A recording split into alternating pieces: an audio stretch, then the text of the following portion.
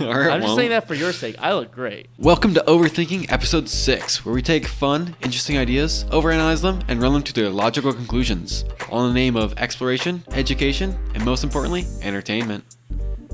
I'm Luke. Wow. And I'm Devin. And besides messing up, we don't claim to be experts in any of the topics discussed here today. We simply find these ideas interesting as we hash them out in real time. Get ready to join us in this exciting, fun, crazy ride to nowhere. This week we are in the city-state of hanging out with some Sumerian priests. Ancient Mesopotamia, kind of a cool feel. I don't want to stay here long. They don't have good food. What? I thought was something in Star Trek. Yeah, well, it might be, but is also like the first established city-state of the human race. So. Oh, really?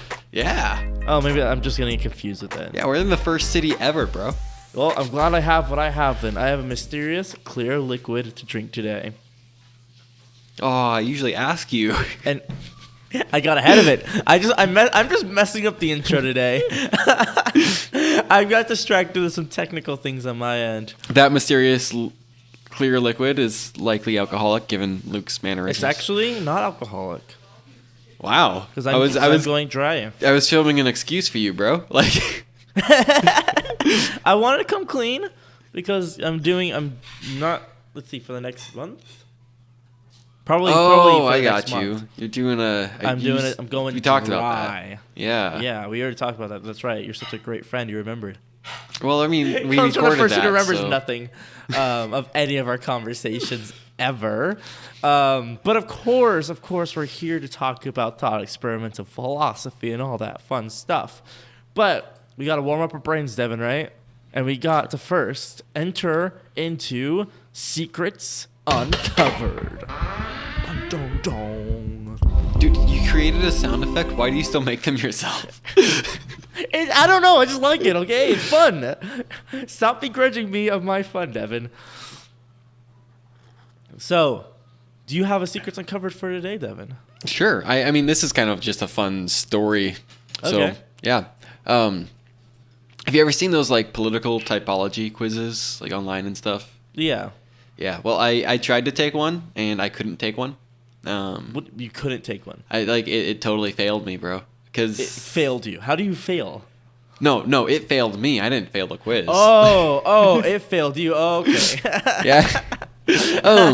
Like, I couldn't bring myself to answer one of the questions because I didn't like any of the responses because they were both too extremist.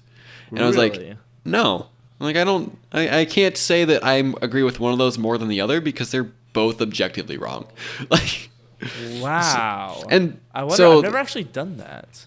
it was kind of fun because, like, if you look back at it and you try to be objective, it's like, okay, so actually that probably did tell me my political views because they can't be typed out on a quiz because I'm not leaning too strong to one side. Exactly. Like, that is hilarious that you bring that up because literally I had a 2-hour long conversation about politics today. Oh, fun. Yeah. We haven't done that on the show yet. No, we haven't because we're not going to get it. We're not really going to get anywhere with it, really, I don't feel. But have we talked about how we don't want to talk about it as that came up? I'm pretty sure, yes. I'm pretty sure that we have both said that we don't want to talk about it. But it was very I just don't have anything to contribute. Me neither. I don't care enough. I realized, I was on this conversation, right? And this person I was talking to, well, there's two people, right? One cares a lot about politics, like very, very much, very active. The other cares, but not nearly as much. I'm sitting there talking with them about like how I just don't care about politics, and they were not happy with that. And then I realized, I was like thinking about it. I'm like, I just don't care. And I realized, I'm like, what do I care more? And I realized I care more about how to properly cut an onion than I care about actually being engaged in politics. Like, I'm not joking. And I know you're not joking. That's why I'm laughing. And I realized, though, I'm like, that's where I realized, I'm like, okay, I shouldn't make that my identity. That's where I'm at. And as I grow as a person, I will grow and develop political views. But I don't have any. They're like, what do you think about this and this? And I'm like, I don't know. Like, surely you're against this. I'm like, I don't know. I don't know if I'm against that or not. So it's very interesting to me. I'm in a very different position on that. Really? Because it's like, I recognize the value and importance of politics. I think that like contributing members of society should study this stuff. Right. I see the value in it, but I haven't taken that time to where I can feel like I can make an informed decision. Yeah. So I have opinions, and I even have some pretty strong opinions, but I don't feel that I can justify them. Yeah. Well, I have emotional opinions. Right. Exactly. And like I haven't done the research. I don't know Exactly. how damaging my perspective actually would be. Right. Well, exactly. Yeah. And there's so many cases where I thought one thing, and then it turned out that wasn't like that. Like it wasn't good. Later on, I'm glad I didn't vote that way. Right. So how long is this political test? Oh, it seems too long. I was thinking of doing it live, but Oh, it's did like you just 6 find pages one? long. Yeah, no, I'm not. I don't know gonna how long the one I found was, but this is like it looks like the official one. It's the first one that shows up on Google. there's no such thing as an official one. The thing that I learned a long time ago is that like when any test that's designed to determine your like political biases, Yeah. the tests cannot be designed in a way where they are unbiased. So Right. they will always lean you towards one direction. Yeah, of course. Regardless of your Even actual this one, views. yeah, this one is very clearly liberal. Like the Right, one that shows exactly. up first.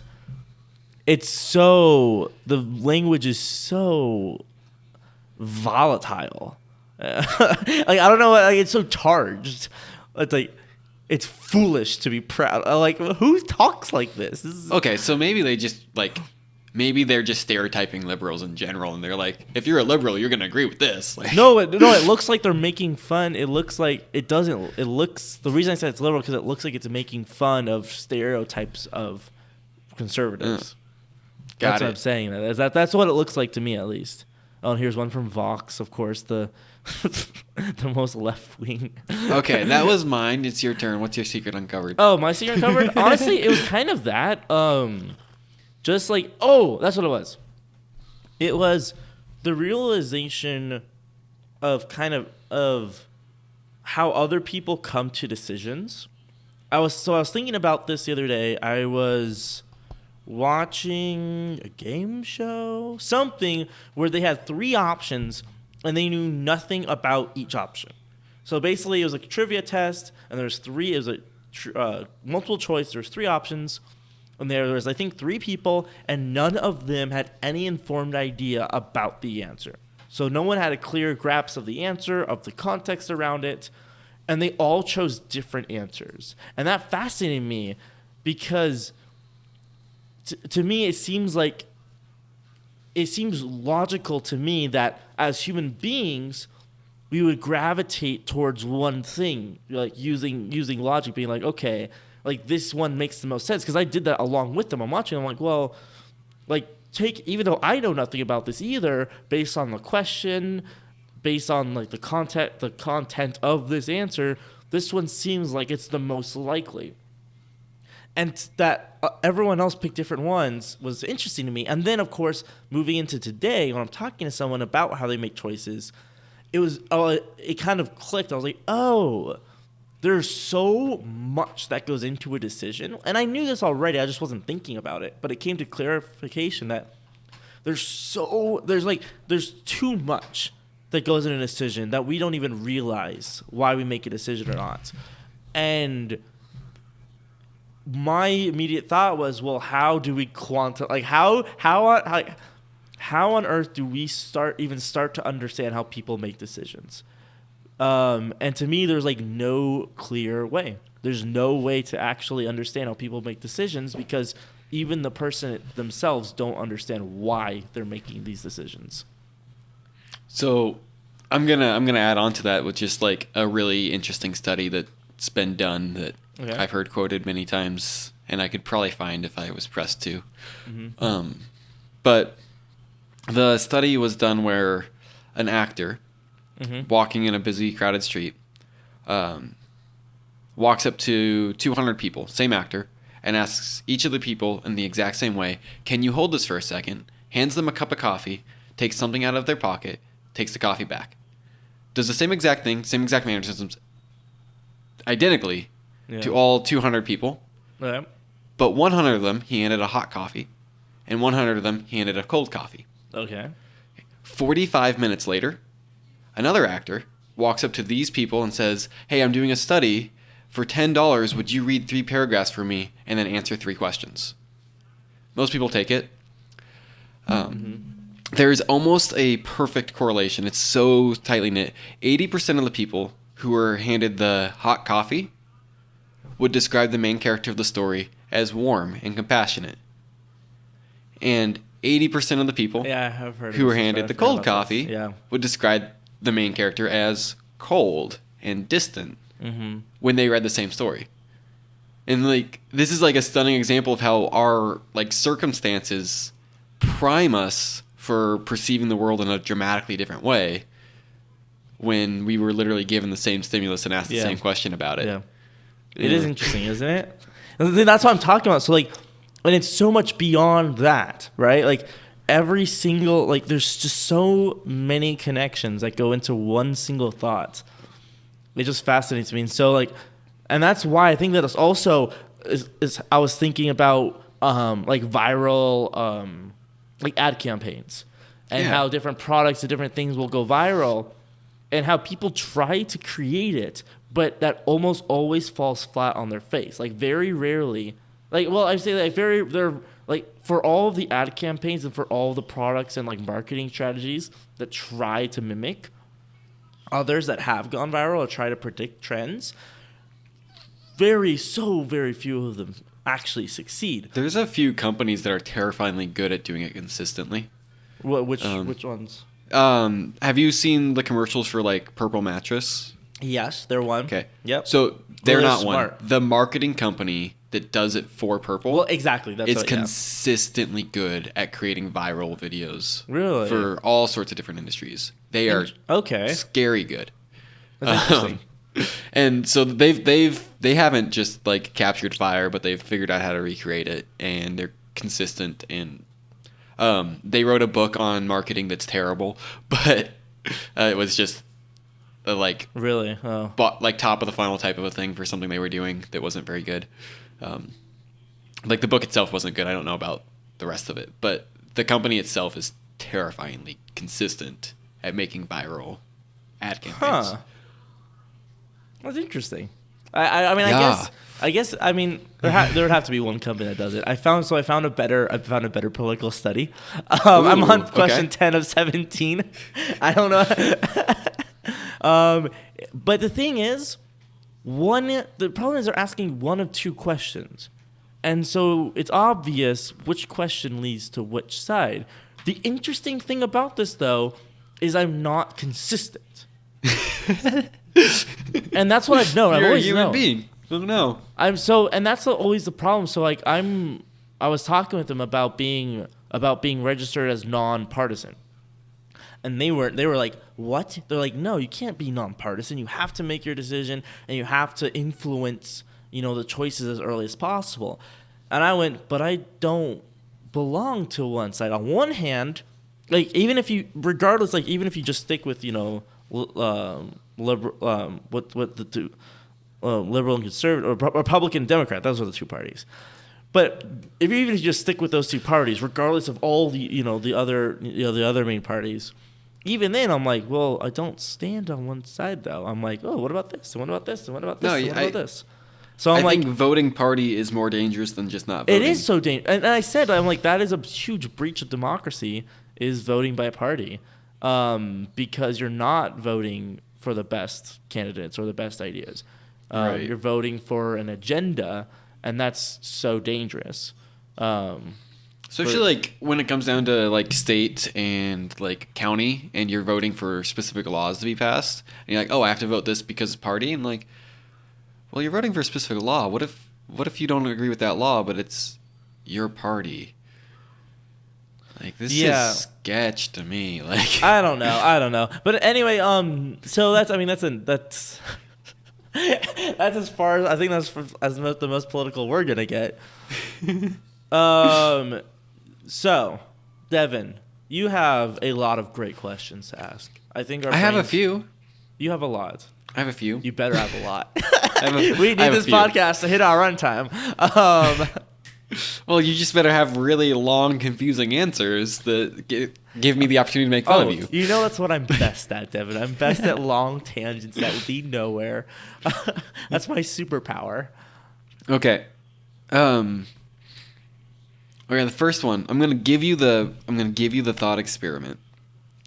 And after I hear your response, I'm going to explain to you where it came from, because I think that'll be the most entertaining way to do this. Okay. Okay. So, farmer is concerned because he doesn't think his cow is in the field. Okay. So he goes out to check, and he sees the distance, about 20 acres, whatever one direction of an acre is off. He sees his cow in the field. He's like, okay, my cow's in the field. At this moment, the farmer believes the cow is in the field because he's seen the cow in the field. Okay. Later in the day, he goes out to find where the cow was, and he sees that what he saw that he thought was the cow was actually just a sheet of white, like, maybe like a bed sheet or something that was stuck on a branch. Okay. But next to the stream in the field is his cow. So... Okay. He had justified reason for believing that his cow was in the field when he thought he saw it, and his cow was actually in the field. The question, before he went out there, when he just saw in the distance, did he know the cow was in the field? Okay, I think there's two layers to this. One is that him knowing doesn't change the fact that of the reality, right? Right. So his knowledge the cow was in the field regardless. Exactly. So that doesn't impact that at all. So on one hand, it doesn't matter what he knows because it was still there to be real. I would think I think this is when we need to define knowledge. Is knowledge based on? I mean, because if we're defining knowledge, I mean, so in this circumstance, the two different ways to define knowledge would be knowing something that conforms with reality. Sorry, I'm using the word "know" in the definition of knowledge. I don't even know how do you define knowledge without using the word "know."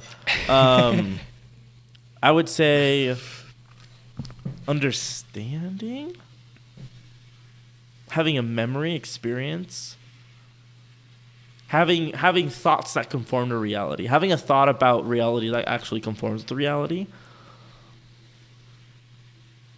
Would be, oh my gosh, what did you do to me, Devin? You broke me.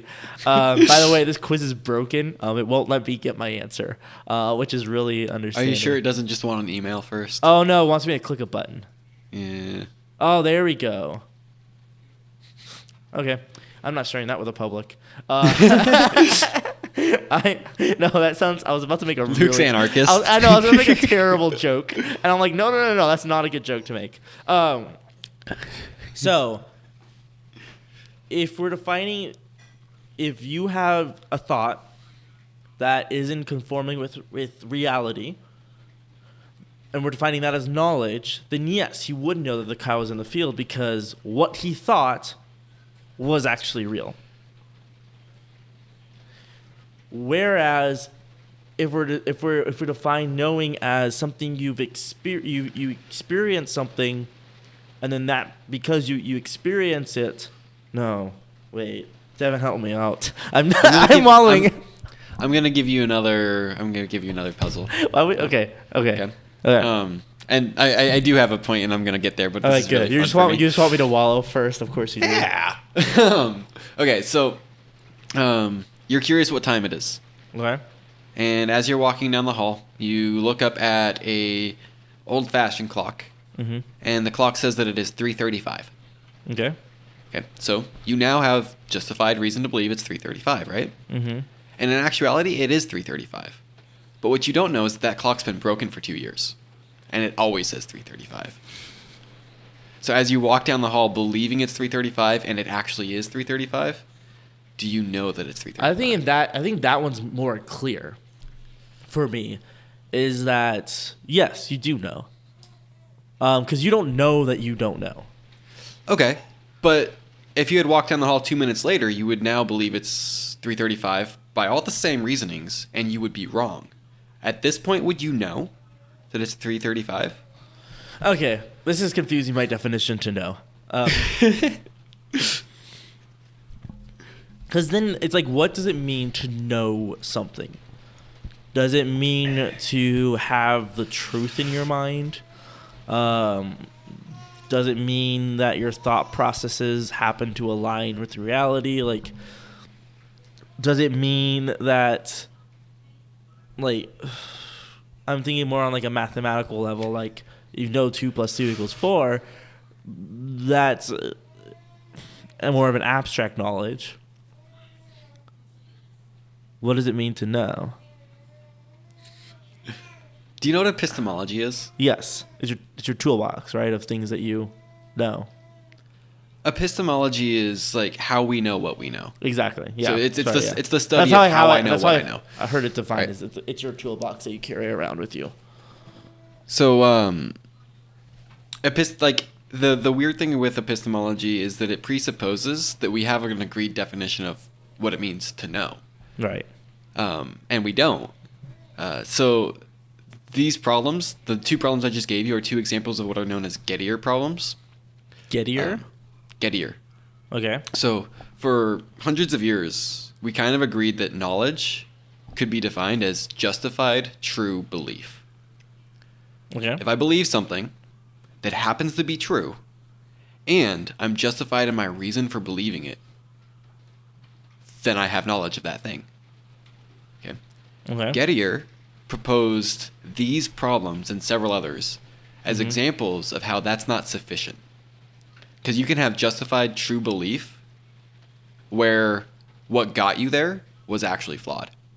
And in that point, Gettier would project that you don't have knowledge. Because in a very similar situation, it would have led you down the wrong path. And then you would believe something that it was false. Which just was his way of pointing out justified true belief isn't sufficient for knowledge. And this has been more or less accepted. The one place where people will kind of argue against it still is, well, how do we know that's not just a perspective of what you thought was justified actually wasn't? Yeah, and well, and also justify true belief. I don't think we've gone through this yet. From my understanding, is that's like a personal. It's personally you decide that your belief is true, right? No. That wouldn't be how knowledge would be defined here in this context. I'm talking about justified true belief, that phrase, because you use that to help define knowledge. Yeah, well, justified true belief is probably not knowledge, but it's close. Yeah.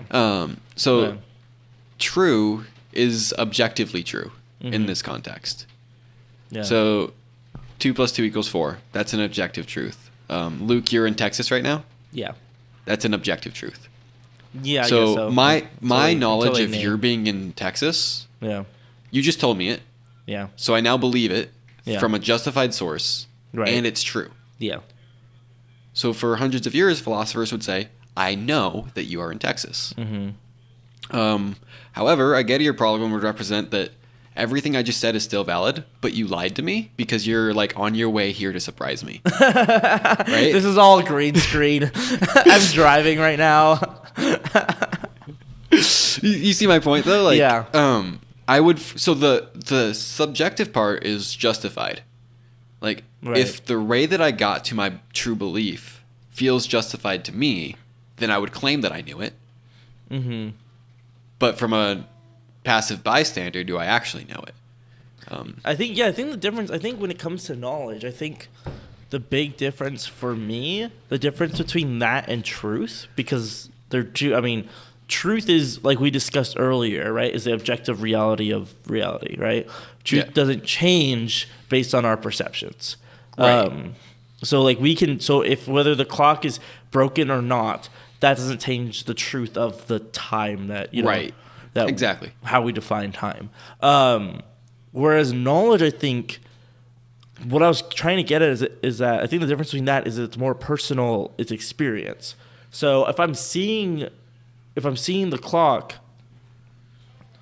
and the clock, to be honest, if I saw the clock and it's not, the second hand wasn't moving, I'd know it'd be broken. Well, what if it didn't have a second hand? Okay, fine. If I waited a minute and the minute hand didn't move. Okay, but would you wait a minute while you're walking down the hall? No. It's like, No secondhand. Okay, fine, whatever. But see, so if I'm walking the clock, it's like, oh, like I have no reason to distrust that. Right. And usually clocks are accurate. So to my personal, like the way that I see my perception of the truth, I think that's my knowledge. Is my perception of the truth. Because I think my knowledge can change. I can add knowledge. I can subtract knowledge. You know, if I find out that I'm wrong about something, I can take that and go, no, I was wrong. I'm going to take that out of my, epistemology. Because I think knowledge is really just experience that we have encoded. It's interesting. I don't think that I agree with that, but I like it. Oh, really? Yeah. Well, what would you say then?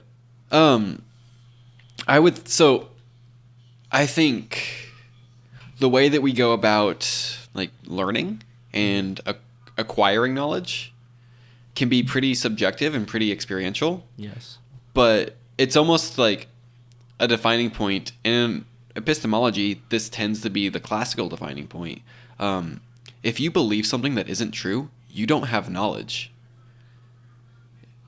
Wait, sorry, say that again? If you don't... If you believe something that is not true, if you believe do not something have that is knowledge. not true, you do not... Really? So, like, Yeah. my route of acquiring knowledge might be pretty subjective and experiential, but it's only knowledge if it's a knowledge of truth. Well, you're saying that And- truth and knowledge are identical. Then. No. Truth is completely independent of our understanding of it. Our understanding of truth is knowledge. Our understanding. So our best understanding. Would you say then collectively? Like, would you say then that if two people were viewing the clock, like obviously if two people view the clock at two different times, or you viewed the clock at two different times, then obviously that would give you a very clear idea of whether that was working or not.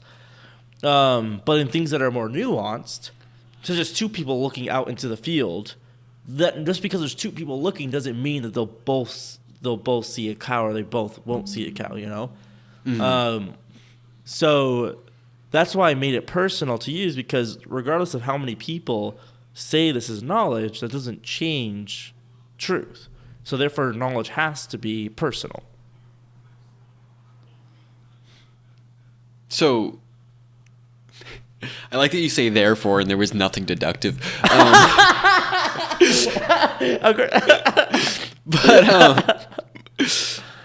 No, your knowledge is personal, but it's the level of knowledge. So let's like put it onto like a subject matter. Okay. 2 + 2 = 4. Yeah. That's truth. I know that. Mm-hmm. I have knowledge of it. You believe 2 + 2 = 3. You're wrong. You do not have knowledge in this specific topic. I teach you 2 + 2 = 4. You've gained knowledge in this field. Okay. I'm combining that into my earlier definition. Okay. Yeah, I think when it comes to objective, but the problem is that it's not objective because that's base 10, you know. Right. That's a fair point. Right. So that's the thing when it comes like. Nothing is really that subjective, is that you can always like it's base 10, but what if you move into another base? And I guess that's fine though. Like modular arithmetic is still consistent in it's still its consistent, functionality. yeah. And I guess in math that's the one thing that is consistent, because dare I say, I'm not going to say it again. Last time I said that math isn't real, and then I got a reaction. I'm not going to say those words again. I have a degree in mathematics. Oh, so I know. Like, you tell me math isn't real. Isn't real. But I mean, it's is abstract the best word to use? Yeah. Okay, yeah. It's abstract. Yeah, like mathematical symbols and concepts are Right. abstract ideas. Exactly. The abstract So objects. therefore, they're what we make. I mean, oh boy, I haven't done. I used to. I'm so upset because I used to know all this stuff when it came to math and all of like, especially like with all the practical math and all the philosophy around math. I've completely lost. Unfortunately, I don't know why it just completely disappeared. To the point of I can't even help my younger siblings anymore with their math questions. I can. It's so sad. I'll call you up next time then. Okay. But yeah, I think, but with things that aren't abstract, then that doesn't then it is personal. It's basically just experience. So that's the distinction between experience and knowledge. Is knowledge is with truth, and experience is with like your own personal history, right? And they're not completely separatable. Like my experience was like, as to the level that I can trust my memory is true, right? Mm-hmm.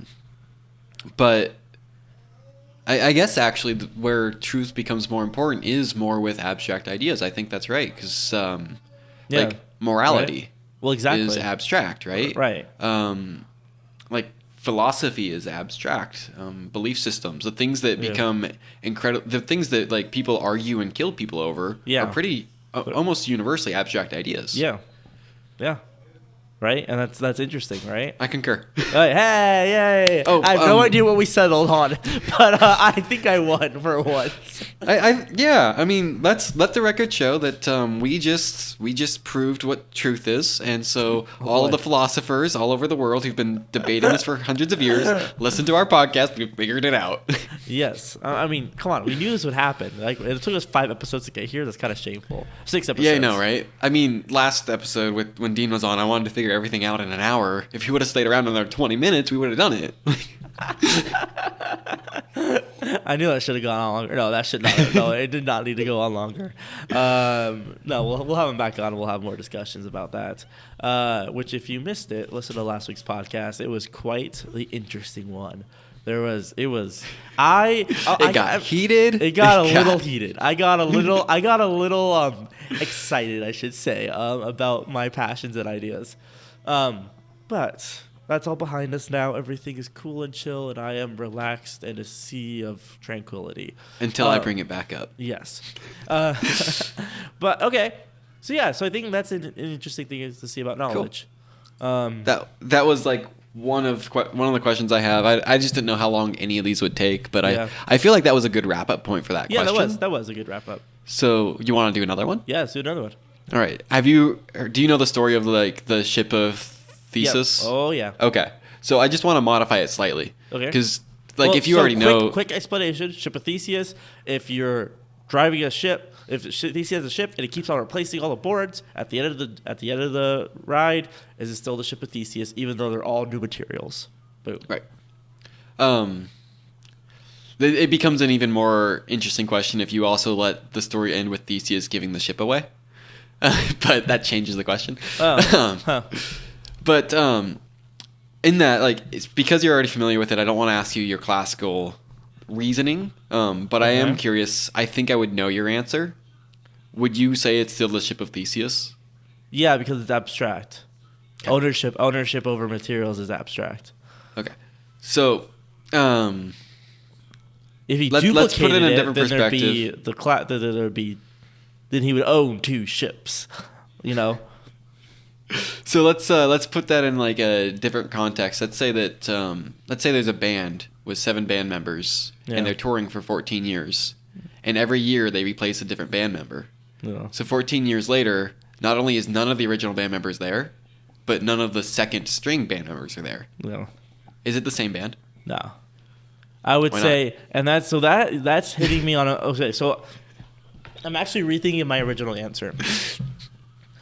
Because on one hand, if we go back to the original one, I want to start there because I think in my mind I thought about it for longer than a split second. Okay. Well, because I've always thought this, so now I'm rethinking the way I think, right? Okay. And so, in meta. the abstract, if you're talking about ownership, you're like, yes, that is still the ship of Theseus. Boom, easy. Like no one would disagree.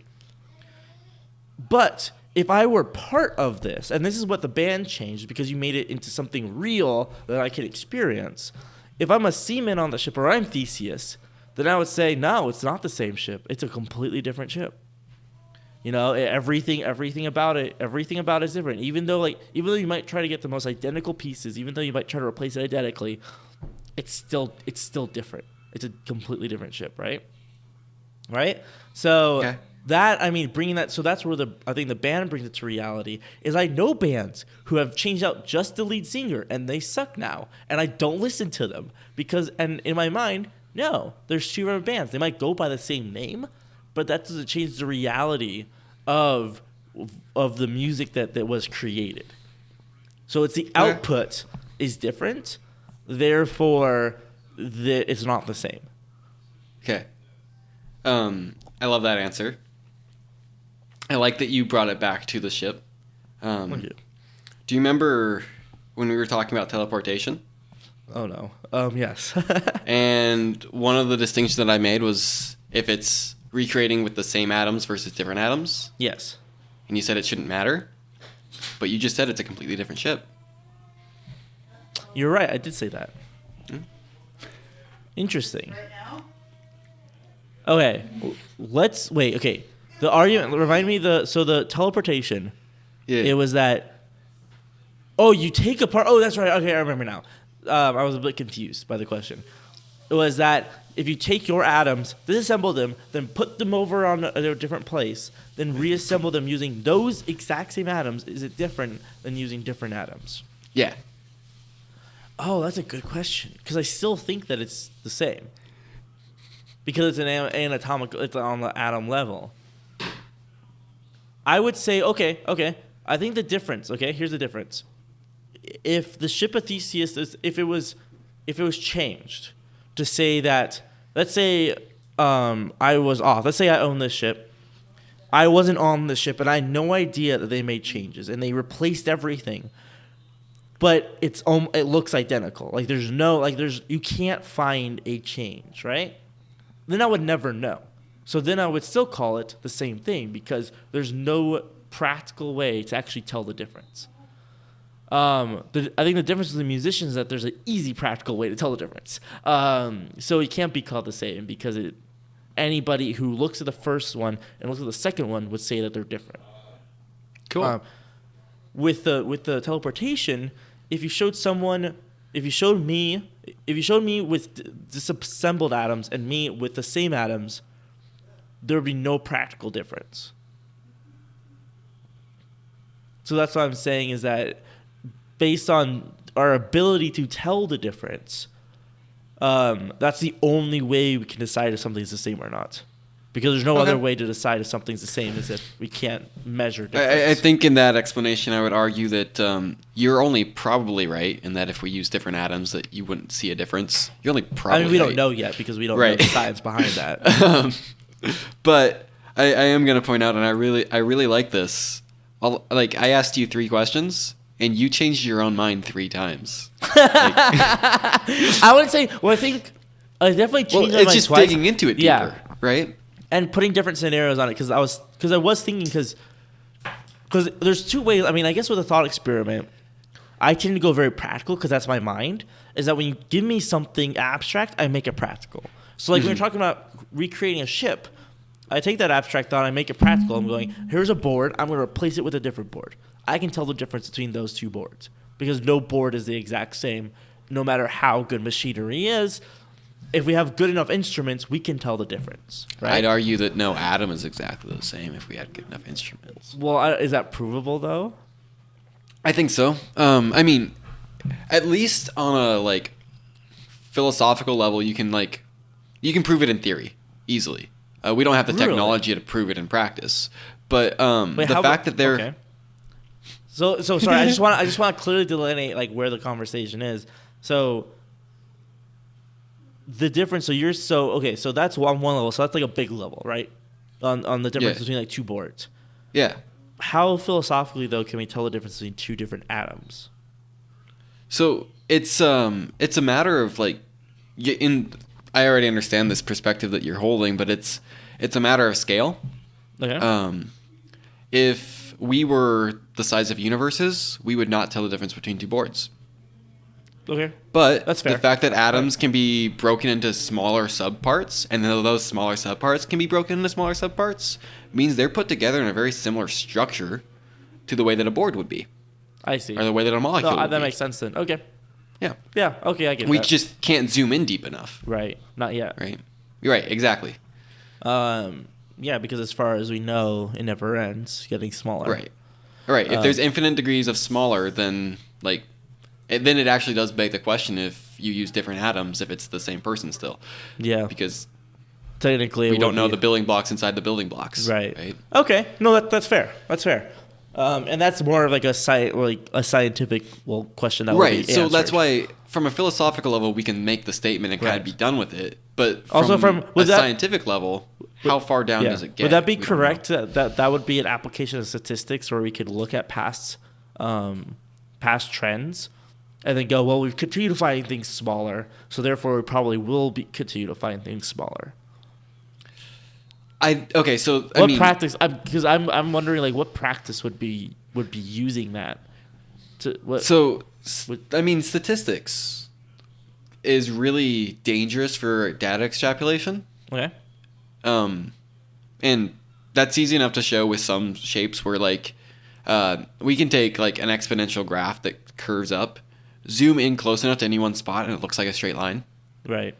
And so the inverse is also doable, where we think we have a straight line, but we actually have an exponential growth. Right. Okay. And so that's where the extrapolation becomes dangerous of like, well, this has always been, so will it keep going? Right. Well, by the best guess, Right. And that's where the real question is, do we have any reason to believe it will change? Yeah. Right? Because if there's reasonable doubt to the current model, then that's... And so when atoms were first postulated, the thought was that they were the smallest workable piece of matter. Right. That's now been known to be false. Right. And right now, as far as I know, and I'm not an expert on this, but as far as I know, right now, quarks are the smallest known subatomic I think so. particle. I think that's a common consensus.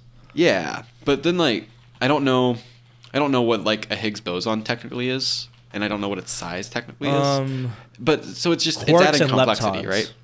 Okay. Yeah. Thank you, Google. Yeah. But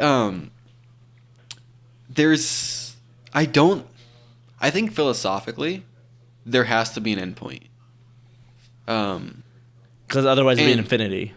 Right. And I think that's a real life practical application of an infinite regress. Yeah. And I don't think that those are logically possible. Well, no, because otherwise they'd never get to here.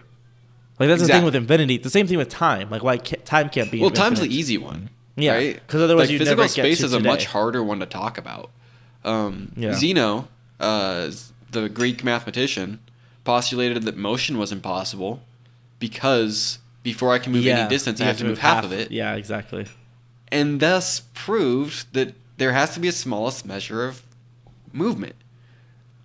Because otherwise motion would be impossible. That's hilarious. Because I knew about the beginning of that. I never knew about the second half of that though. Well, neither did Zeno. Because the math that he had available to him at the time told him motion was impossible. It wasn't until calculus was discovered that we were able to understand that idea and where Zeno kind of fell short. Just out of curiosity, do you know what he thought about after that? Like after he came to that conclusion? Do you know? So Zeno, I know that there were 3 different ways that he posted the problem so that people would understand it. My favorite one is if Achilles were to race a turtle and give the turtle a head start, Achilles would lose. Yeah. So he has to make half of the distance. Exactly. Before he can pass the turtle, he must get to where the turtle currently is. Yeah. By the time he's done this, the turtle has moved forward. Yeah. Exactly. Now, before he can pass the turtle, he must get to where the turtle is by the time he's done. Oh, right. Right. I don't know anything else about Zeno. Okay, you know. Okay. I was just curious. Since you're talking about that off the top of your head. My introduction to him was kind of that. This is the way it was stated to me. Was now Zeno wasn't a fool. He recognized that he could move, and so he spent the rest of his life trying to figure out why, and never figured it out. Interesting. That's what I was told. Okay. Because I was just imagining him I can't move. Then I'm just going sitting there, just going well. No, so Zeno recognized that motion was possible, but couldn't figure out the why. That would be. And he's like, mathematically, it's not possible. But he just didn't know calculus. Yeah, exactly. Which is hilarious. It's always interesting to me that just the math just didn't exist. Oh, it did. Well, I mean, we didn't discover it. Is that the right word? Yeah. Okay, fine. Yeah. You know I what actually I mean. get. We didn't have the I knowledge. actually get really offended when people say things like Newton invented calculus. Well, he didn't. Yeah, he didn't invent it. No, he didn't. He discovered it. He mined it. Yes. But I mean, I guess also that ties into our knowledge is that he just didn't have the knowledge of calculus. Yeah. Calculus still Which is existed. kind of funny because as a math teacher, I tell students all the time when they ask me questions like, take calculus. The question you ask can't be answered without it. Yeah, so, exactly. Take calculus. Yeah. And then they take calculus and regret their entire right. decision. Well, no, they never listen to me. They just don't care enough about the problem. Actually, Zeno's paradox made me take calculus, which is why I majored in math and why I teach math. Oh, really? So I cared enough about the problem. Oh, wow. Yeah. Okay, that's an interesting little origin story. I've never heard before. Okay. Huh. But yeah, I think that's the abbreviated version of it. Well, but yeah, I also tell that story as like a professor lied to me and tricked me into taking calculus. But he's still my favorite professor, so I'm not mad. Oh, that's great. Yeah, so that's does that bring a nice little conclusion to the ship of Theseus? The ship of Theseus, I think. Yeah. I do have one more question depending on where we're at on time. I mean, we're still good. We're great. Cool. We're great. Yeah, we'll do one more then. This one, I'm going to read you a story the way that I've done before. Okay. I'm looking forward to it. And I'm going to read it one paragraph at a time. And after each paragraph, I'm going to ask you the same question. Okay. Okay. All right. Ready? Mm-hmm. Okay. Sammy was a normal, healthy boy. There was nothing in his life to indicate that he was anything different than anyone else. When he completed high school, he obtained a job in a factory, operating a machine press. On this job, he had an accident and lost his hand. It was replaced with an artificial hand that looked and operated almost like a real one. Is Sammy alive?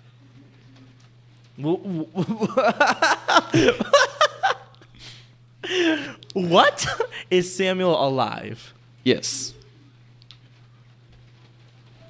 Why wouldn't he be? So your answer is yes? Yeah.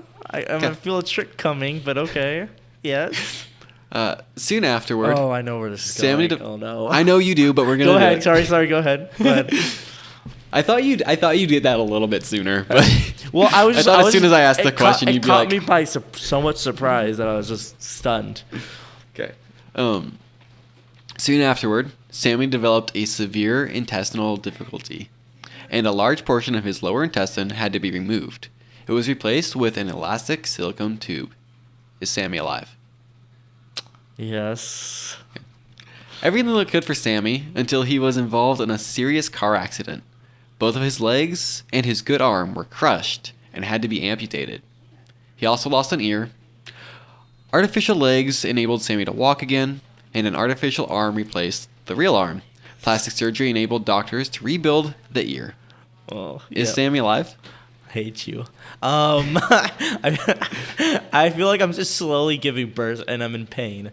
I don't know. Don't ask why. That's just the first thing that came to mind. Because you know what that feels like. Yes, Samuel. I would still consider Samuel to be alive. Cool. Over the next several years, Sammy was plagued with internal disorders. First, he had to have an operation to remove his aorta and replace it with a synthetic vessel. Next, he developed a kidney malfunction, and the only way he could survive was to use a kidney dialysis machine. No donor was found for a kidney transplant. Later, his digestive system became cancerous and was removed. He received nourishment intravenously.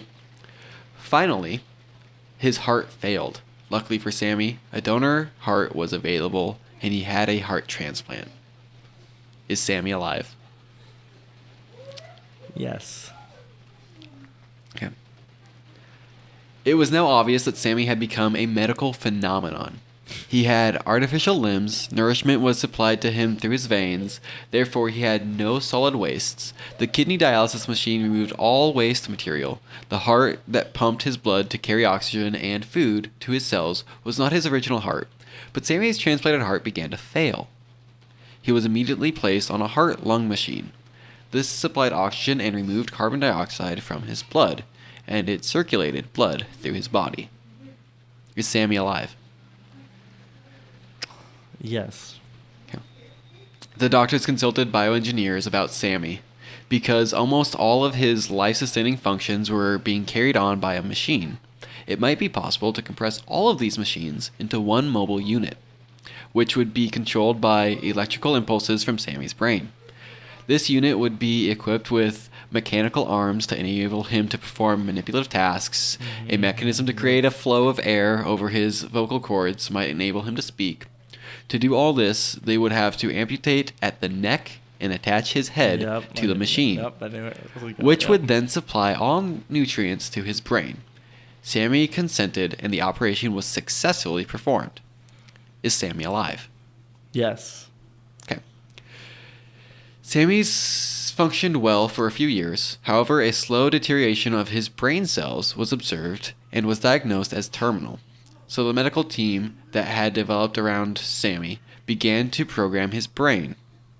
A miniature computer was developed. It could be housed in a machine that was human-like in appearance, movement, and mannerisms. As the computer was installed, Sammy's brain cells completely deteriorated. Sammy once again able to leave the hospital with complete assurance that he would not return with biological illnesses. Is Sammy alive?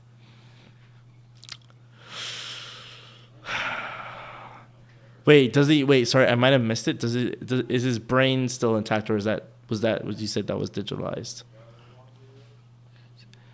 As the computer was installed, Sammy's brain cells completely deteriorated. Okay, that's okay. I would say we have no idea. There's no way, idea. There's no way to prove if he's alive or not. Okay. That's where I knew. Okay, so that's why I knew where this is going. And I was actually wondering where I would act. I was surprised. I thought I might have gone earlier, but I think that the core of it is that what we know is that if your brain's firing, that's how we define. That's how we can come to a consensus that if your brain's firing and you give motions, if you give signals, if you give like the common signals of being alive, talking, communicating that you're alive in some way. We can say, okay, there's no other way you could be doing this, right? Whereas with a computer, there is another way. Is that could just be a program someone wrote and you could be dead. But there's no way to tell. And that becomes a difference. Is that machine then alive? Is that machine him? Is it a different person? Is it a person at all that has rights? I don't know.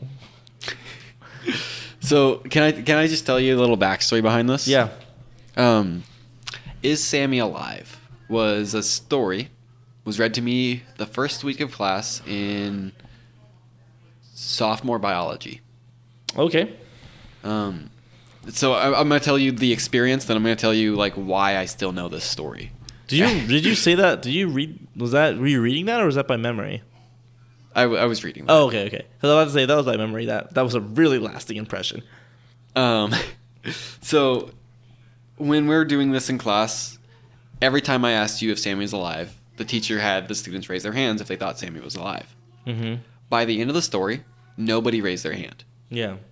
So then the teacher asked, just like pretty candidly, was like, "When did Sammy die?" Yeah. And her whole point of bringing it up, because it was a biology class, was talking about like how do we know if something's alive? Yeah. Right? But if you extrapolate the ideas behind what's happening in this story, at the beginning it starts off slow on purpose, but they systematically take away signs of life. Yeah. Well, yeah, exactly. Right? Yeah. And so in doing that, it creates this really interesting thing where when we experience other people, like if you don't have a heartbeat, you're dead. Right. But you're not. Like we can resuscitate you. We can there's things that can be done, right? So anything that we would define as like how we know that somebody is alive doesn't work in all cases. Yeah. But experientially, we know when somebody's dead. Like we can tell, regardless of all those signs, if what I'm looking at is alive or not. You can? Which is really interesting. And to me, it suggests that life has something more to do than just with the physical body. Yeah. But the reason that I remembered it was really the first strong example of like critical thinking that I could see practical application to. Yeah. And it's actually, I've seen the same thought process, the same logical structure in some, I'm going to get a little political, in some arguments that like I really resonate with the arguments. Yeah. But like, so one about like the whole, like pro-life, pro-choice. Right. I loved the speaker who I listened talk about this. They started off by saying, "I don't think that's an aptly named debate." It's not. It's a marketing. It's a marketing. Well, like in reality, it's not pro-life, pro-choice because nobody is. At least he's like, at least nobody I've met. If this doesn't define you, then we should talk. But nobody's advocating for the murder of children. Right. We're arguing about a definition. We're arguing about when is it alive. Exactly. It's not pro-life, pro-choice. It's what is life. Exactly. That's the real debate. Yeah. And then I watched the speaker do the same thing that this story does. Right. In trying to pinpoint when is something alive. Yeah. And in every single case that he could come up with, he could find a counterexample, a real-life statistical counterexample of somebody having had that happen who lived. Yeah. Yeah. And so he was just able to string this along, and it was why he was like against abortion. Mm-hmm. Because he's like the only thing that I can see that's truly different is inception. Right. Like that's the distinction. And it really resonated with me, but it was the same logical argument. Right. Exactly. So, and that's why I actually don't know. Like, I don't watch that debate really a whole lot. I haven't at all. That's but I wonder. All I got but on it. I honestly wonder how that's countered. That argument? Yeah. I've seen that speaker because I watch him for different reasons. Yeah. On that topic a lot, and I've seen him like go through it with Q&As. Yeah. But I haven't seen him debate it against someone who's like. Right. Who actually ready. Right. When he Q&As it, when I've seen him interact with it, I have only ever seen people concede to his point. Yeah. I've only ever seen him persuade people to agree with him. Because either you pick a point and you stick with it, and I know some people do. Some people are like, no, when it's this timing or this, like, this is my point, let's stick to it. Right. I'm like, well, that's arbitrary. Like, that's just your opinion. And it's your emotional, that's your emotional opinion, and you have a right to that. But it is very interesting. Yeah, I've kind of forgot about like that. That's like the most practical application. But also, when it comes to pronouncing death. And I've seen it in a lot of other things too. Say again? When it comes to pronouncing death. Right. Or pulling the plug. Right. And that's another good one too. Like, I mean, if having no heartbeat was actually a like proof of death, we wouldn't have like resuscitation practices. Exactly. Well, people would. I mean, and people, like, I love stories about people who are, like, in coffins, ready to be buried and wake up. Yeah. That sounds terrifying. I don't well, like that no. No, I mean, okay, let me clarify. The ones that aren't buried yet. The idea of being buried and waking up is one of the most terrifying nightmares I'll ever have, and that's why I just, like, don't even give me a chance. Like, make sure of it. Like Luke's like, I want to be beheaded. I want to be shot in the head and cremated. Yeah, exactly. Everything's scattered to different galaxies.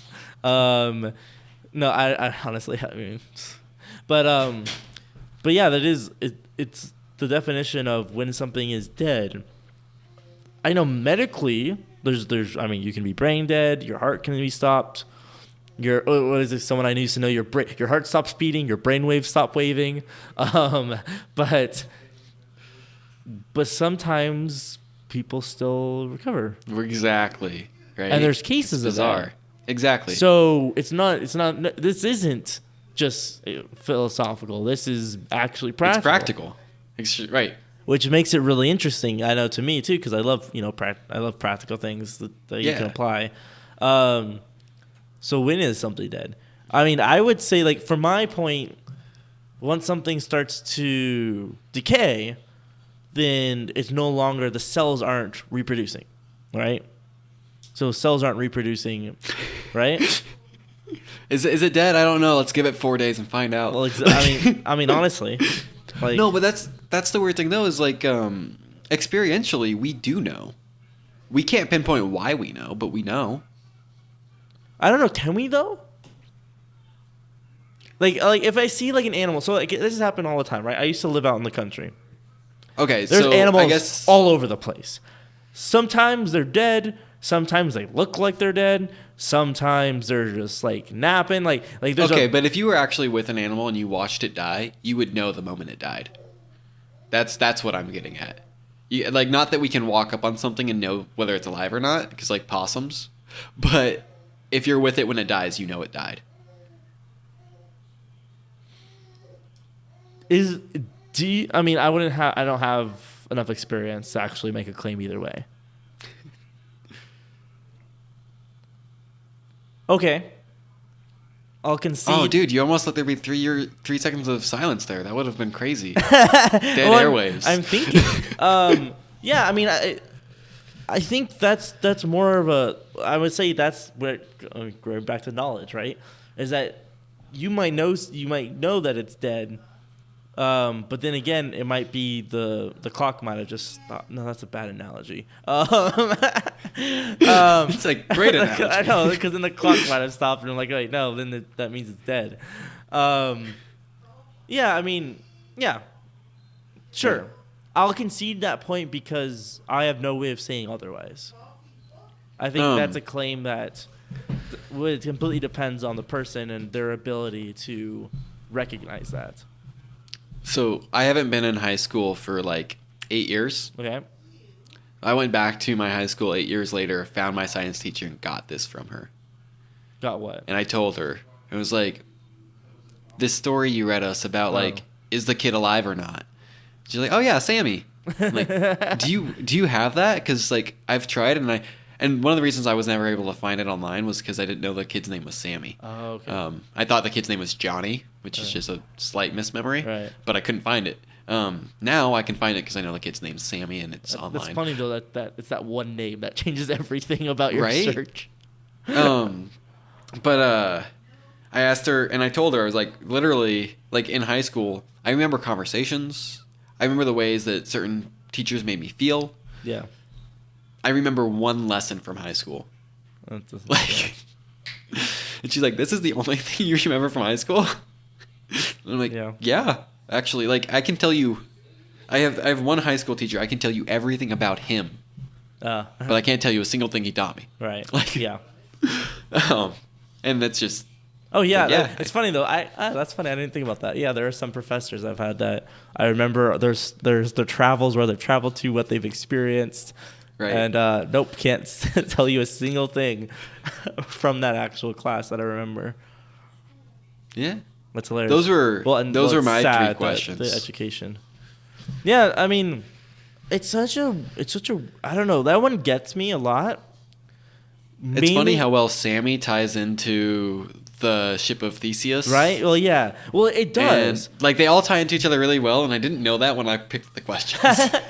So, I would say, I think there's a difference here. I think there's a certain point, and then, of course, this is hypothetical, so it's dealing with futuristic medicine abilities. Maybe. I mean, kind of. I've seen The $1 Million Man. That's like from the 80s or something. It's old. I think it's older than that. I've never seen it. My parents mention it, so I mean, it must be ancient.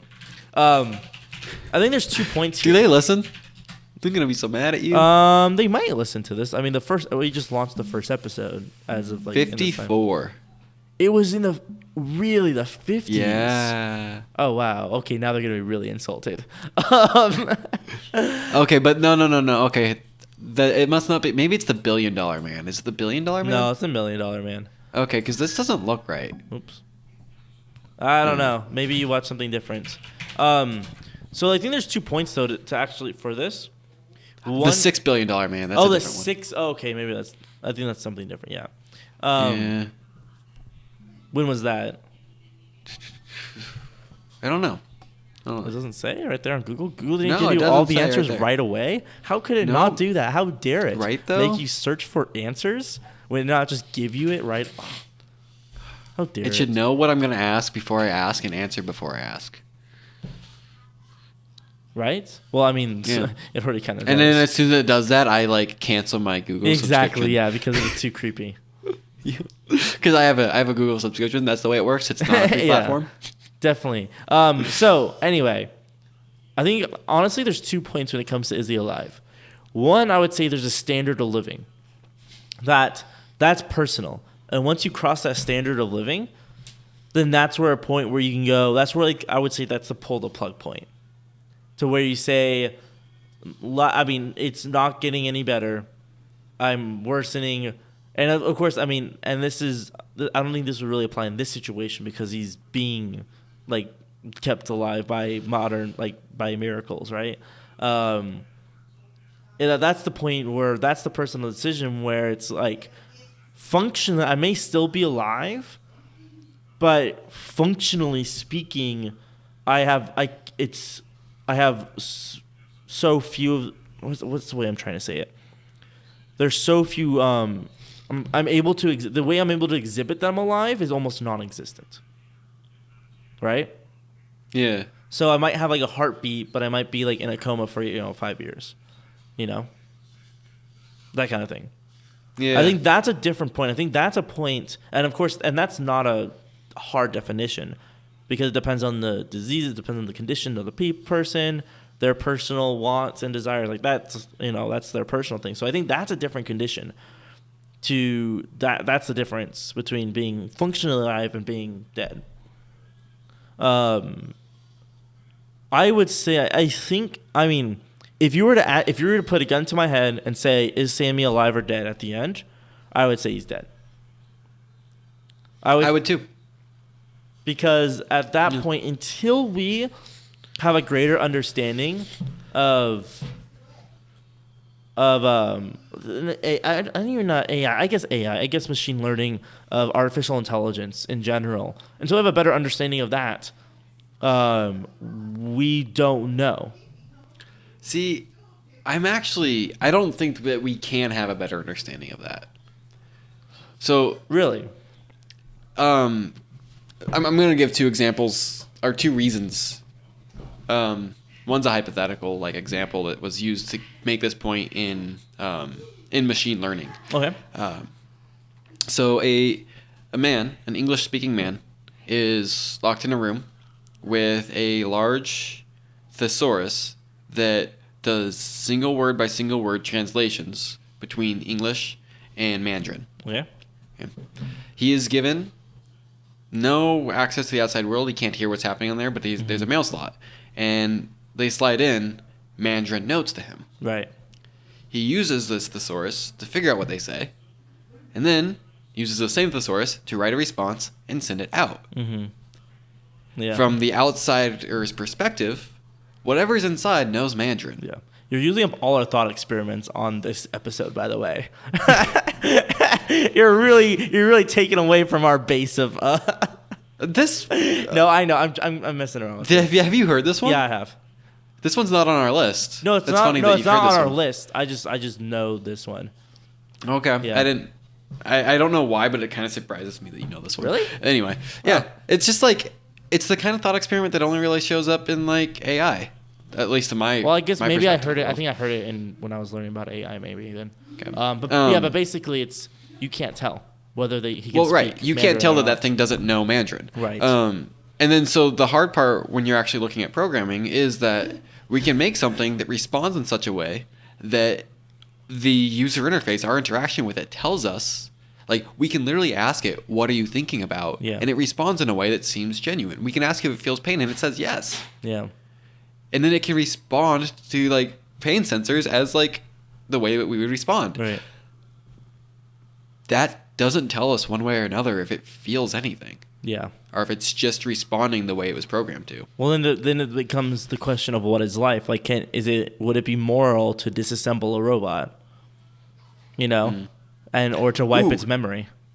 Have we talked about the Star Wars universe and robots? I think you and I talked about it. I don't think we talked about it on the podcast. Okay, because that's something that seriously bugs me about the Star Wars universe. Yeah. It's very clear that those droids have emotions and feelings and fear and pain. Yeah. And they make them and then torture them. Yeah.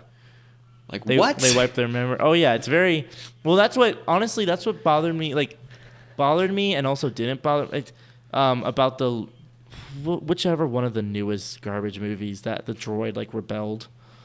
And the droids, like, leading a droid revolution for their droid rights. You're talking about... I forget which one. Artificial Intelligence with Will Smith. No. The Star Wars movie. Oh, no. Oh, no, the Will Smith one, isn't that... Is that called AI? I thought it was a different one. The one with, or is there two with Will Smith? Honestly, I wouldn't be surprised if there's two robot movies about AI with Will Smith. No, it's called iRobot.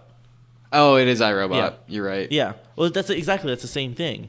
But you're right. There is no way to tell. And it's terrifying how close we're getting to that reality. Yeah. And already you can have chats with chatbots and you can't tell if they're human or not. Are there chatbots that are actually that good? Yeah. I mean, they're experimental. I mean, they're very, I think they're experimental to like certain subjects. I forget. I haven't seen good chatbots yet. I liked the theory a couple years ago, but I never saw one that worked out. They're not publicly available. Okay.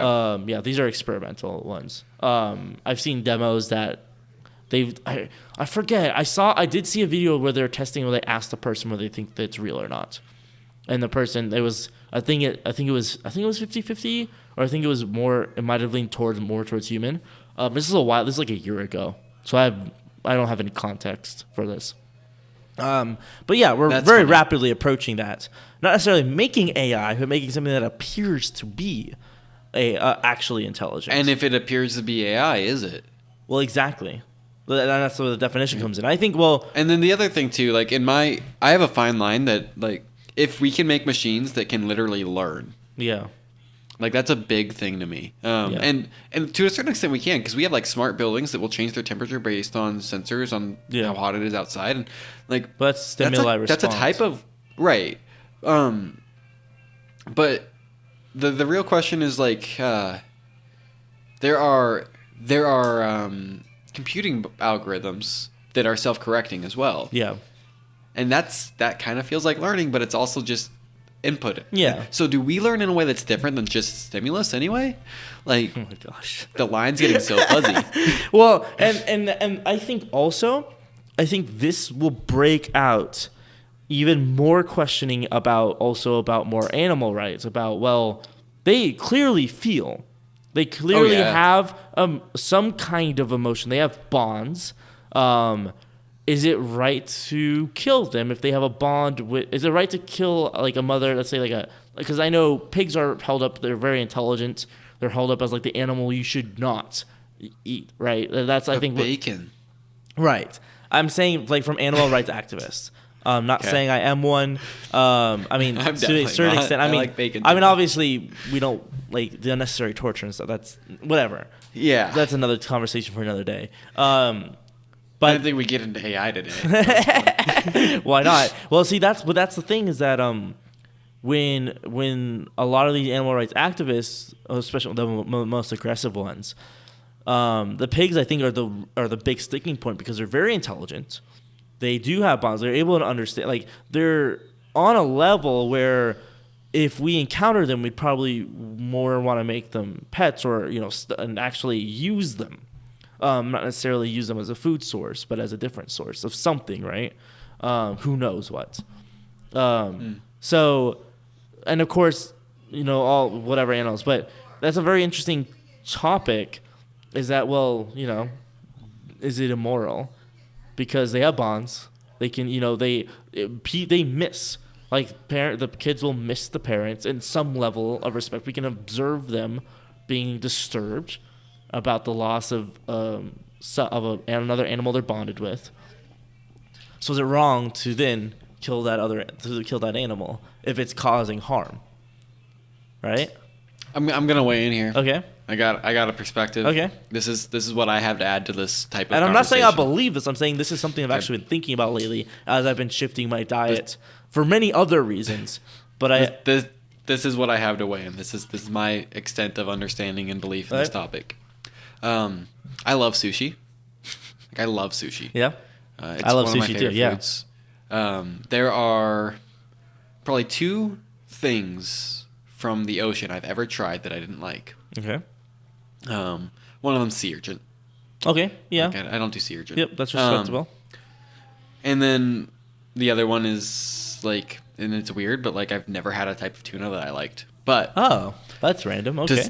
Right. But there is one thing more than like sea urchin. I thought was gross. I didn't like it at all. Mm-hmm. I was much more upset when I tried octopus. Upset? Because you liked it so much? Mm-mm. Oh, you didn't like? Wait, what? So octopus is kind of spongy in texture. Yeah. And very, very bland. Okay. It will take on the flavor of whatever you do to it. Okay. Kind of like soy. Right.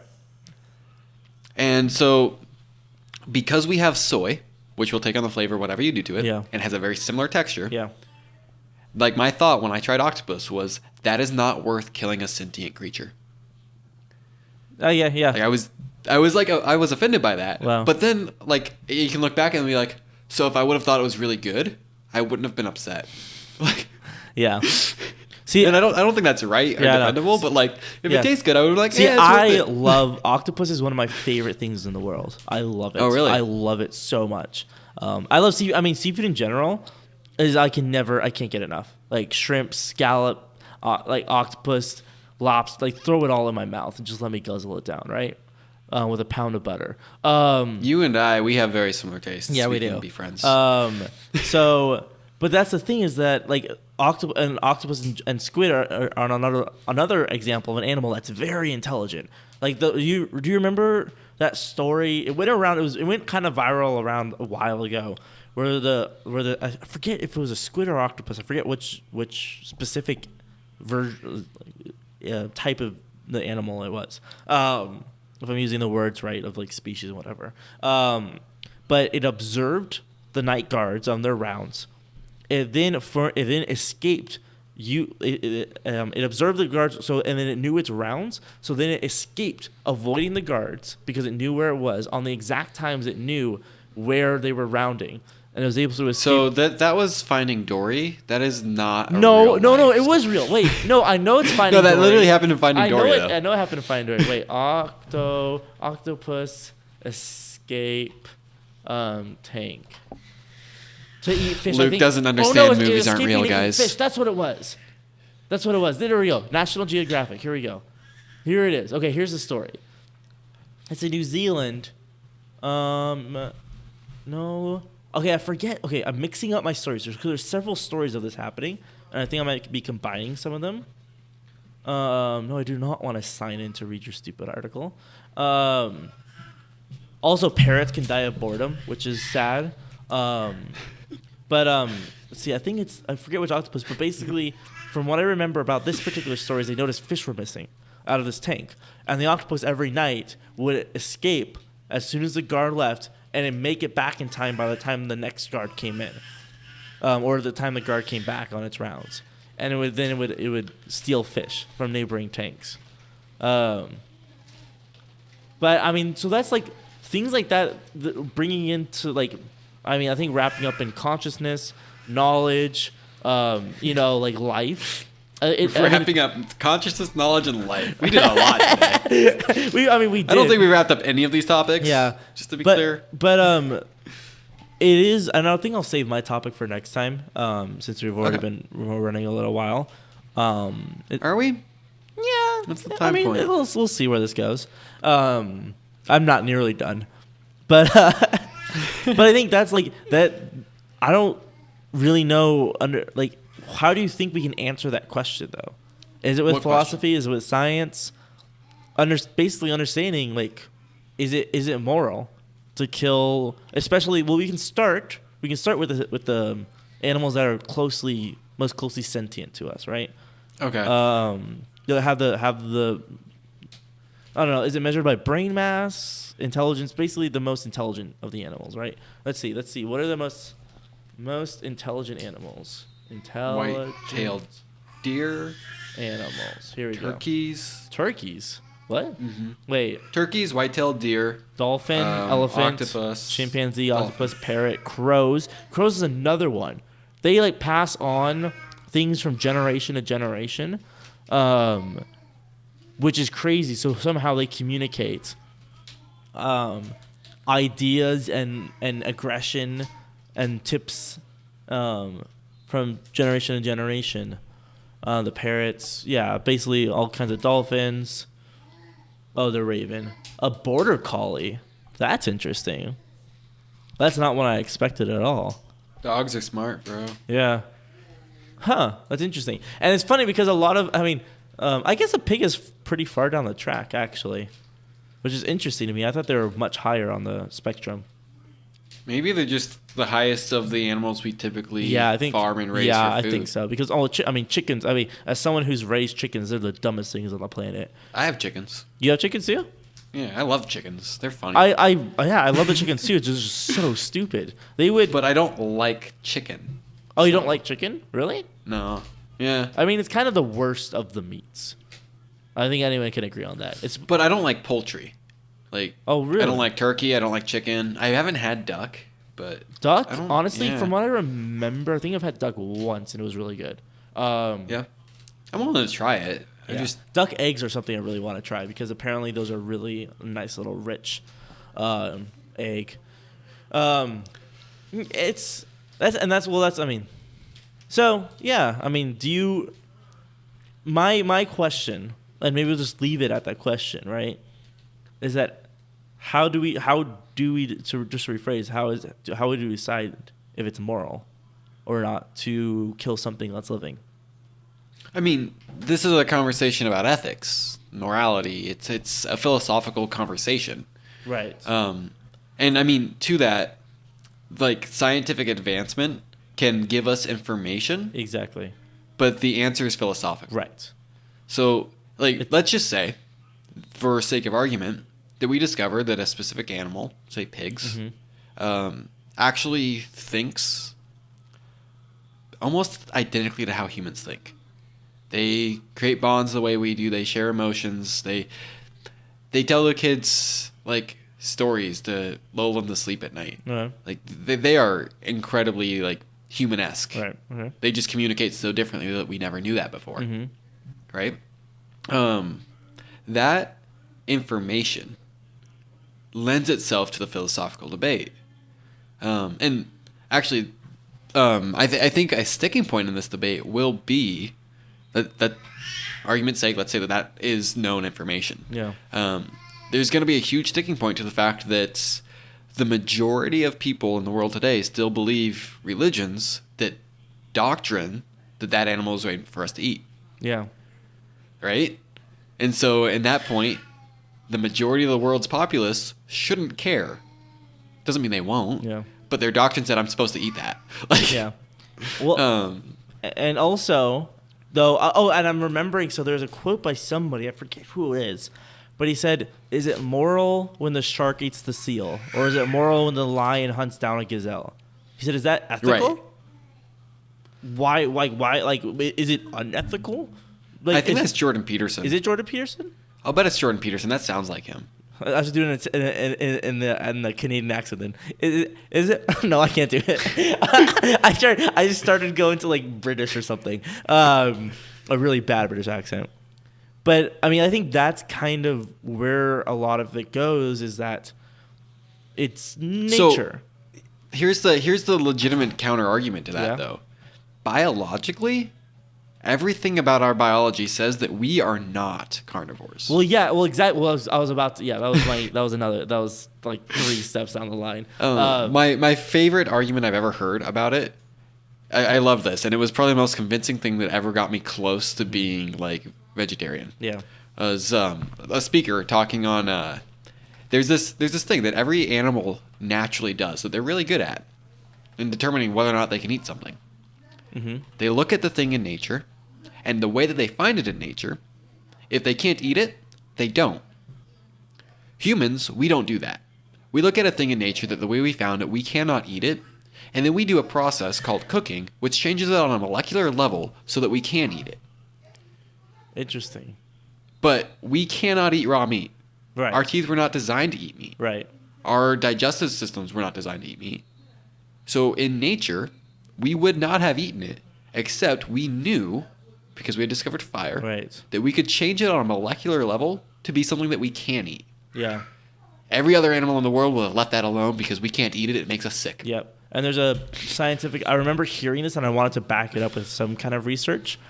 Is that... This is Scientific America article talking about how most of human ancestors were vegetarians. Right.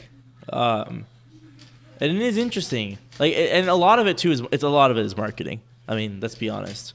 Marketing habit and people being comfortable. Because, I mean... I'm not gonna lie, I love steak so much, and I love fish, and like that kind of things. Like they're like some of the most satisfying. Yeah, exactly. They taste good. They're some of the most satisfying things that I can do is consume those things. So it is. I think that is actually maybe an interesting place to kind of wrap down the conversation on that, whether it's moral or not. On one hand, nature's an awful, cruel place where everything is eaten and destroyed and tortured and killed, and even on the most disgusting, horrible things happen. So to say that killing and eating is immoral isn't necessarily a justification. The argument could be made about treatment and saying, well, the way maybe the killing isn't, but the treatment of them before they're killed is immoral. Then I'm like, okay, you actually have standing then. Because that's not the way nature doesn't do that. Nature doesn't, So you completely reject the idea that we weren't supposed to eat that. What do you mean? And you're like, no, it's still moral for us to kill it because we could find a No, way I don't. to eat it, No, I don't reject that. I'm saying is that compared. I mean, I don't think that's a moral argument. I mean, the maybe Personally, the equivalent to that would be asking. Is it wrong if the lion kills the gazelle and then leaves it? Well, and then that's the thing is that it can't be considered wrong because the lion does. As far as we know, lions don't have free will. They don't. Right? The lion can't do something. They can't commit. The lion can't do something right or wrong. They can't choose. Time out. Slight pause. Okay. Slight pause. Do you believe that humans have free will? Yeah. Okay, moving back into this then, because that'll be a great topic. If you're saying they don't have free will because they are forced to work on their instinct, I would still argue that they do have free will because it's like a lion chases a herd and chooses which one to attack. Yeah. But is it punishable? Can you punish an animal for doing? Can you do you think? I've trained my cats not to go into my kitchen. Right. That's where I was going. That was the next thing I was thinking of. Or training your dog, not to go to the bathroom inside. Chris Angel, the magician, he trained his cat to sit when he says sit. Yeah, I wouldn't say. Cool. I wouldn't say that what the animal did is immoral. I would say that it's a preference on our part for how they behave, and it's not hurting them, and it helps. I think it'd be fun to have a longer conversation just. No, on I think this is itself. this would be actually an interesting conversation about free will, especially about free will, because that's a different one too. That too. Free will could be a great topic. Yeah. Morals. So stay tuned for a long talk about morals and free will.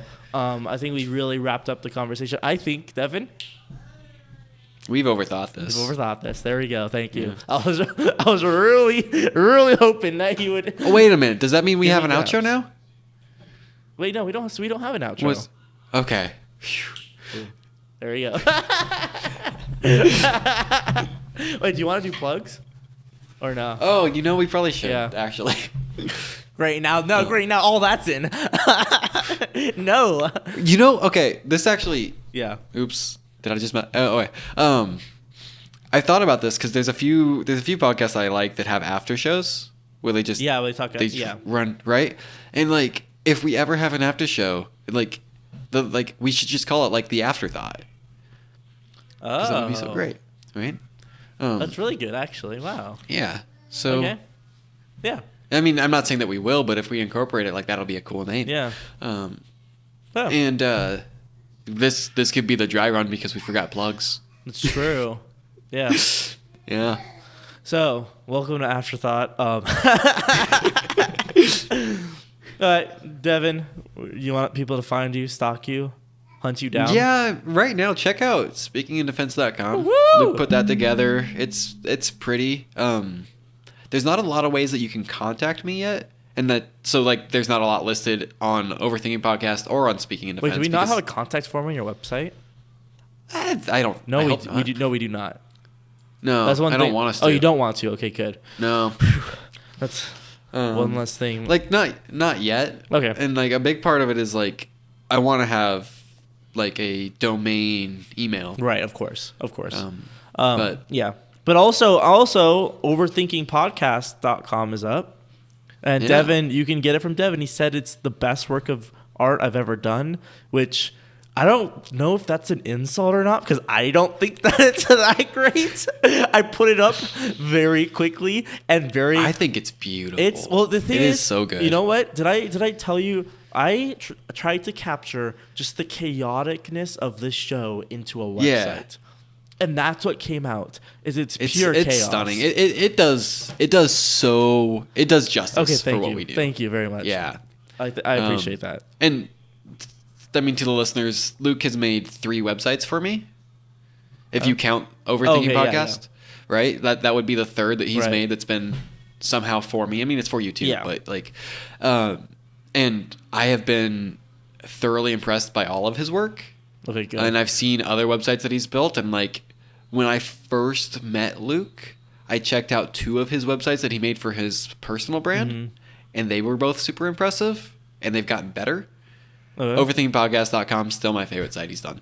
Like, I was wondering where you're going with that. I'm like, you're trying to sell me as a web designer because I do not do that anymore. No, thank you. You're extremely good. Oh, thank you. That's and Overthinking Podcast is your best. Okay, I guess I'll take that. Thanks, I guess. Yeah, awesome. Yeah, you can. I need to get LukeTMaxwell.com back up. It might actually be up by the time this is out, because that serves as a hub for everything. Oh, in fact, no. Right now, it just redirects to my podcast. So just go ahead, LukeTMaxwell.com. It should redirect, right? Yeah, it redirected to Anchor. Yeah. Wait, mine didn't. Oh, because I have cookies still. That's why. Yeah, so that just redirects, which is fine because that's what I'll do right now. But anyway. Hey, this was the episode of your podcast I listened to today. Yeah. If you guys haven't checked out Luke's podcast, Communicate with Confidence, that's a good listen too. Thank you. I just feel so compliment. You're just being so nice to me. I don't know, like I feel like I need to give back compliments now. I just can't think of anything to say. The whole point was plugs. I mean, be honest. So if you can't think of anything to say, that speaks volumes. No, Devin. Oh no, I was about to spoil a surprise. Oh. No, I don't want to. This is the other thing. Luke does surprises for me. No, not my surprise for you. Okay. Just a general surprise. Oh, okay. You know what I'm talking about. Maybe. Okay, I don't know. Whatever. What are we? I don't even know if this is gonna be in.